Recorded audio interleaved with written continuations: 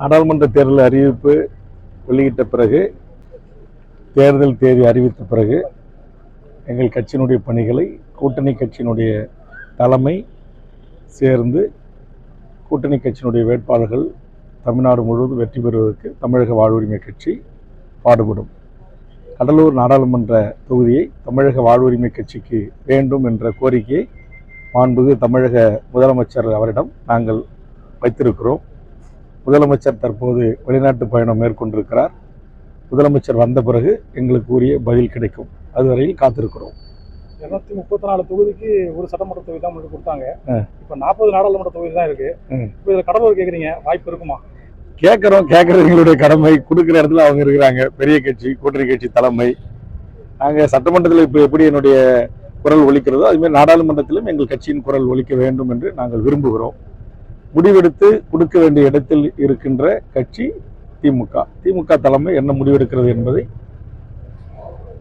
வாய்ப்பு மறுக்கப்பட்டா ஏதாவது வாய்ப்பு மறுக்கப்பட்டா என்ன வாய்ப்பா மறுக்கப்படும் நீங்க நினைக்கிறீங்க? பாசிட்டிவா நினைக்குமா?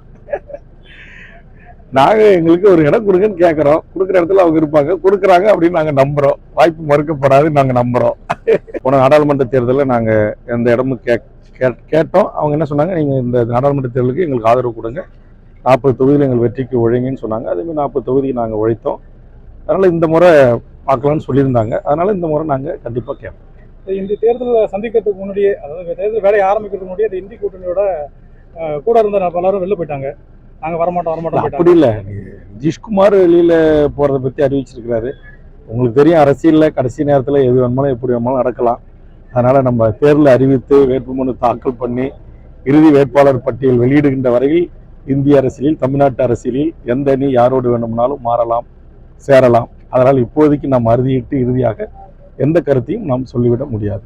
ராமர் கோவில் திறப்பு விழாவுக்கு அப்புறம் பாஜக தான் வரும்னு பலரும் சமூக வலைதளங்கள் தெரிவிக்கிறாங்க.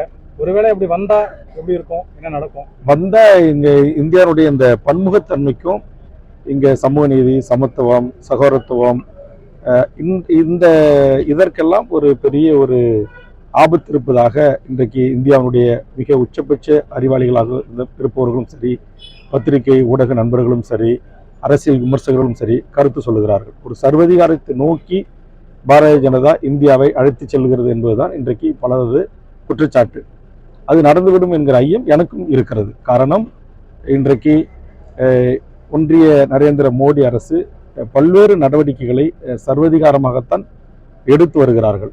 அதனால் இங்கே இஸ்லாமியர்கள், கிறிஸ்துவர்கள், இந்துக்கள், வைணவர்கள், சைனவர்கள், ஜெயின்கள் என்று எல்லாம் ஒரு பன்முகத்தன்மை கொண்ட ஒரு தேசம் ஒரு மதத்தின் அடையாளத்தின் கீழ் வருவதும் ஒற்றைமொழி இந்தி ஆட்சியின் கீழ் ஆளுகை செய்வதும் என்பது இன்னைக்கு கூட பார்த்தீங்கன்னா ஒரு இன்கம் டேக்ஸினுடைய அசிஸ்டன்ட் கமிஷனர் சென்னையில் பாலமுருகன் சொல்லி, அவருக்கு ஹிந்தி தெரியாது, ஆங்கிலம், தமிழ் தான் தெரியும்.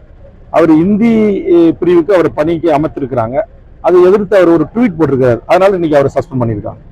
இதெல்லாம் ஒரு சர்வதிகார போக்கு தானே. அதே மாதிரி விமான நிலையத்தில் உங்களுக்கு தெரியும், திருமதி கனிமொழியே இந்தி தெரியலாம், நீங்க இந்தியிலே கிடையாது அப்படின்னு சொல்லி அங்க இருக்கிற வட இந்திய காவலர்கள் ஒரு எம்பியை கிரிட்டிசைஸ் பண்றாங்க, விமர்சனம் பண்றாங்க. அப்ப இதை எதை நோக்கி காட்டுகிறது? இங்க தமிழ்நாட்டு எந்த அலுவலகத்திலையும் இன்றைக்கு தமிழ் அலுவல் மொழியாக ஒன்றிய அரசு அலுவலகங்கள்ல இல்லை. அப்ப இது எல்லாமே ஒரு சர்வதிகார தன்மையோடு நடந்து கொள்கிற இந்த போக்கு இந்தியாவின் ஜனநாயகத்திற்கு ஏற்படுதல்ல. எதிர்காலத்தில் இது ஊறு விளைவிக்கும் என்பதுதான் என்னுடைய கருத்து. அப்படி நண்பர்கள் சொல்லிக் கொண்டுதான் இருக்கிறார்கள். நாங்கள் அப்படி உடனடியாக அப்படி அந்த ஒரு முடிவும் எடுக்கிற நிலையில் எங்கள் கட்சி பொதுக்குழு எனக்கு அதிகாரம் வழங்கவில்லை. எதுவாக இருந்தாலும் எங்கள் கட்சியினுடைய பொதுக்குழுவை கூட்டி கட்சியினுடைய முக்கிய நிர்வாகிகளோடு கலந்து பேசிதான் நாங்கள் எந்த முடிவு எடுப்போம். இப்போதைக்கு நாங்கள் திமுக தலைமையிலான மகத்தான வெற்றி கூட்டணியில் இடம்பெற்றிருக்கிறோம். மதச்சார்பின்மை கூட்டணியில் நாங்கள் இடம்பெற்றிருக்கிறோம். அதனால இந்த கூட்டணி தொடரும்.